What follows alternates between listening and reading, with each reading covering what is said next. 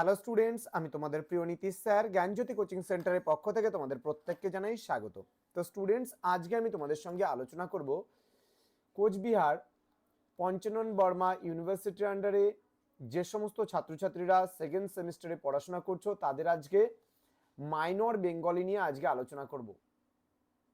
যারা minor Bengali আমাদের কাছে পড়তে চাইছো অনলাইনে, তারা অবশ্যই আমাদের সঙ্গে যোগাযোগ করতে চাও 7076398606 নম্বরে অথবা 6295916282 নম্বরে সরাসরি আমাদের সঙ্গে যোগাযোগ করতে পারো।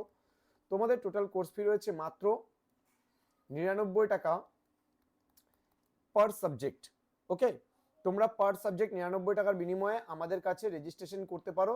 আমরা কিন্তু কোনো ফিস তোমাদের নিচ্ছি না, সম্পূর্ণ কোর্সটা ফ্রিতে আমরা প্রোভাইড করছি। অর্থাৎ শুধুমাত্র 99 টাকা রেজিস্ট্রেশন করলে তোমরা পুরো মাইনর বেঙ্গলি পুরো প্যাকেজ আমাদের কাছ থেকে পেয়ে যাচ্ছ। চলো শুরু করছি আজকের ক্লাসটি। যারা এখনো চ্যানেলটিকে সাবস্ক্রাইব করোনি তারা অবশ্যই চ্যানেলটিকে সাবস্ক্রাইব করে আমাদের পাশে থাকো, সঙ্গে থাকো এবং আমাদের উৎসাহ প্রদান করো যেন তোমাদের আরও ক্লাস আমরা এভাবেই প্রদান করতে পারি। মাইকেল মধুসূদন দত্তের প্রহসনগুলির সম্পর্কে আজকে আমরা আলোচনা করব, ধ্যান দেবে। মাইকেল মধুসূদন দত্ত দুটি প্রহসন কিন্তু রচনা করেছেন। একটা হলো একেই কি বলে সভ্যতা এবং বুড়ো শালিকের ঘাড়েরও। প্রহসন মূলত সমাজের নয়অর্থক যে দিকগুলো সেই দিকগুলোকে কিন্তু ব্যঙ্গ করতেই রচনা করা হয়। মধুসূদনও সেই অর্থেই এই দুটি প্রহসন রচনা করেছেন, তাতে কোনো কিন্তু সন্দেহ নেই। মধুসূদনের দুটি প্রহসন বাংলা নাট্য সাহিত্যের বিশেষ সম্পদ।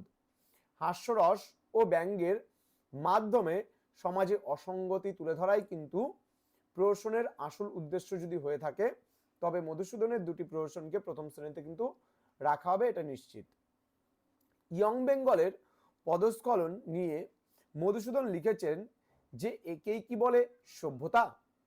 এই প্রহসনটি 19 শতকের যে বাবু কালচার তা যেন ব্যঙ্গ করতেই এই প্রহসনের লেখা। জ্ঞান তরঙ্গিনী সভা, নবকুমার, কালীনাথ, মহেশ, বলাইয়ের মাধব দিয়ে হাস্যরস সৃজন করেছেন কিন্তু নাট্যকার। জ্ঞান তরঙ্গিনী সভার সদস্যদের উদ্দেশ্য হরকামিনী বক্তব্যে সব প্রকাশ পেয়ে যায়।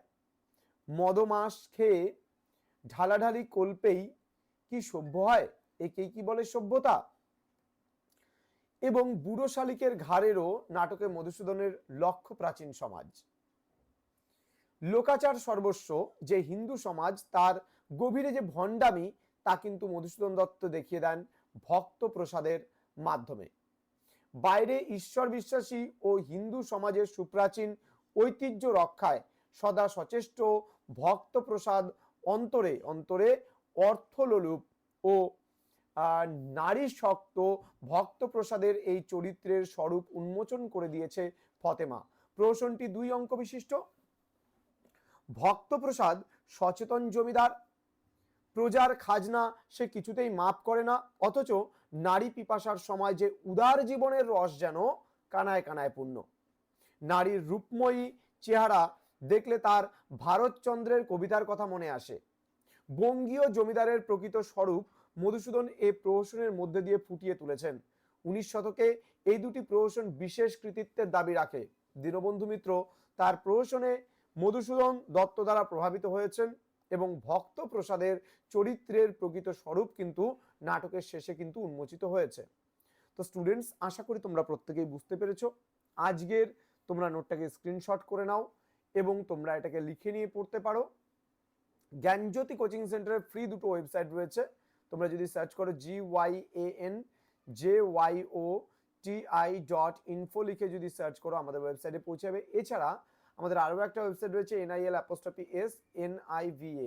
যদি তোমরা ক্রমে গিয়ে যদি সার্চ করো তাহলে কিন্তু অবশ্যই আমাদের ওয়েবসাইট তোমরা ভিজিট করতে পারবো।